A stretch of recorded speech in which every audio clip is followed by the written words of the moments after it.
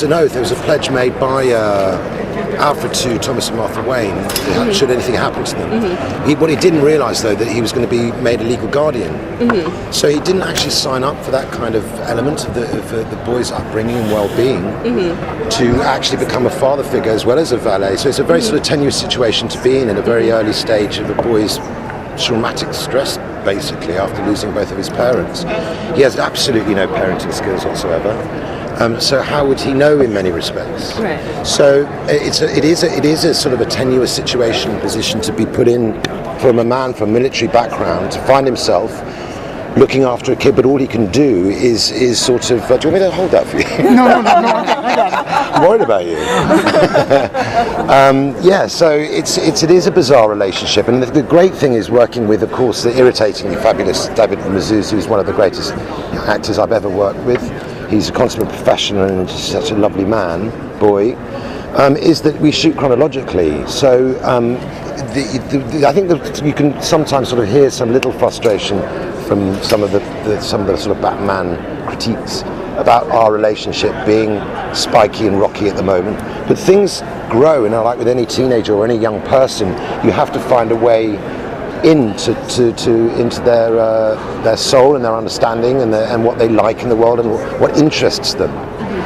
So we find that in a very, very peculiar way, which I think you're going to really all enjoy. It's not the greatest parenting skills Alfred has got, as you've already seen, and it takes a bizarre turn, and that's all I can really sort of say.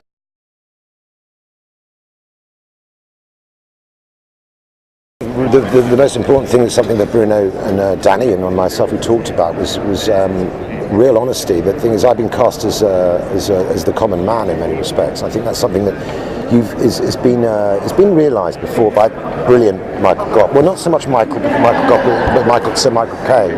He represented the sort of the common man slightly more from his background. So the thing was, the thing that we concentrated on was on the truth of the situation. And allowing it to develop and having the courage for it to develop over with fingers crossed with the years that we shoot the series. So you watch the development of him. So it's the truth in bringing up a young, damaged child from a militaristic background. So that's something that hasn't been explored. We don't know that much about Alfred. We don't know that his key driving forces are also rage from himself, things that we hope to discover later on. So it's an honour, but it's something I take very, very seriously, because there've been so many fine actors preceding me, and that will continue after me, as with Mr. Irons. Jesus Christ, no pressure,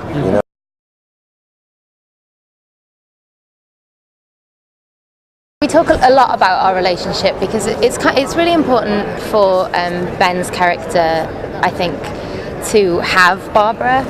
It's a good sort of sounding board for his internal ideas, because obviously when he's out on the beat he has to be Mr. Detective and he has to be a certain type of man, and I think when he comes home to Barbara he gets to let that down a little bit and reveal to her, himself and the audience a little more about his sort of inner turmoil or what's going on with the particular whatever story of the week it is. I'm not going to give anything away.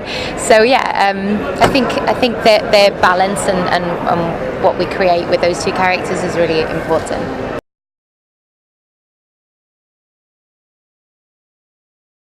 I've always been a massive Batman fan. I used to put on plays when I was a child that I'd make my parents and extended family watch, and my favourite one that I ever did was Batman, when I was Batman, and I directed and I wrote it, and I made all my little sisters play the various villains. The appeal for me is that he's a vigilante, and he can anybody can be Batman, as long as you've got a bit of money in a bat cave and no fear of bats, then everyone can kind of be Batman. But the appeal of our show, I think, is that we're telling the origin stories of all of the villains, and I think in life, to me, the most interesting thing is finding out how somebody became who they are. So in the films you kind of know who Joker is, and he's in his kind of finished form, or Penguin or Catwoman or whatever, but we're exploring like how those people got to that point.